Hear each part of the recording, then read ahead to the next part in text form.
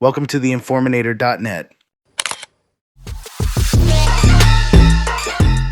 One of them is the mark of the beast, and which is a one world currency that we all have to use. And the thing of what makes this unique is that the way the Bible frames it is, if you don't have this mark, you can't buy or sell anything. Eventually, this is going to take place. And whenever we see these signs, it's like a ringing of a bell in our head that, hey, the end times are getting near. The Blockchain Association's CEO joined Squawk Box this morning, where she explained how she anticipates the stablecoin space will evolve now that there's going to be regulatory guardrails in place. I think you'll just continue to see this industry grow. The guardrails provide the customer protections that were needed to ensure that those who want to be invested in this space have the protections in place that they need.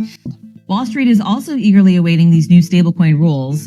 JP Morgan Chase CEO Jamie Dimon said the bank will get involved in stablecoins during an earnings call earlier in the week.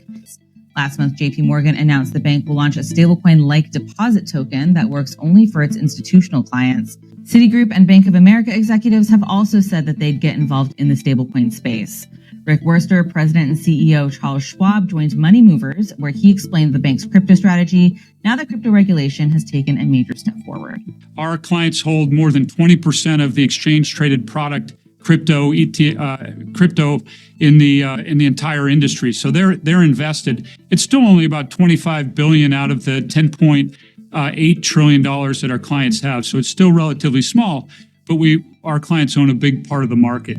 We also anticipate launching Bitcoin and Ether sometime soon so that our clients have access to that. And we think that'll be an acceleration of our growth. What is a CBDC and what is it for?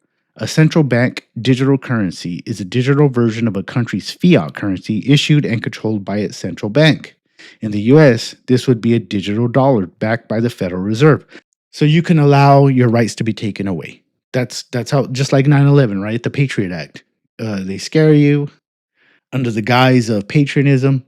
They go ahead and take your rights away. Let's move on to the one world government angle I have here. Right now, China, Russia, and Iran are standing in the way of a unified system. But if these nations are defeated or coerced, a CBDC framework can quickly be extended to them. Post-war rebuilding can bring new central banks, unified currency systems, and global financial compliance. This lays the groundwork for a one-world government, politically, economically, spiritually unified under one system. The prophecy says no one can buy or sell without the mark, and now we have the technology to make this a reality. Right now, digital currencies or CBDCs don't have that physical mark aspect that Revelation describes. But some people think that if digital currencies eventually require biometric data like fingerprints or retinal scans, or even if they integrate with wearable tech or implanted chips for authentication, it could start to resemble that mark concept more closely. Another angle is that if the use of digital currency becomes mandatory for all transactions, it might feel more like a mark that everyone has to have to participate in the economy. But for now, it's definitely more of a control and access issue rather than a physical mark. Well, I think you said something really interesting there about like the technology that could be used, especially with Elon Musk and the neural link that he's been trying to make. So even though, like you said, it may take 2 years for we start to see it in our lives, if he develops this technology that he's been working on and it gets more intuitive, more advanced, it could actually, even though they're from different areas, all this technology could align and come together, and this actually could be a part of the digital currency system, right? Absolutely. It's definitely possible that as these technologies evolve, they could converge in ways we might not fully anticipate yet. For example, if something like Neuralink becomes mainstream and gets integrated with digital identity or financial systems, it could create a more direct link between individuals and digital currencies. It could lead to scenarios where access to financial systems is controlled by something as personal as a neural implant. Well, let's think about this for a second, because they did do the RFID chip a while back. And that's been around, it feels like it's been around for almost 20 years.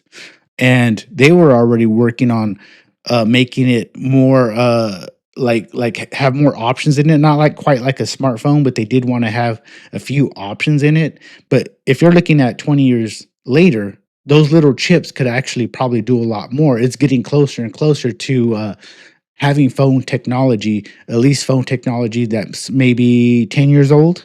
Yeah, absolutely. RFID technology has definitely come a long way since it first emerged, and over the years it's gotten smaller, more powerful, and more versatile.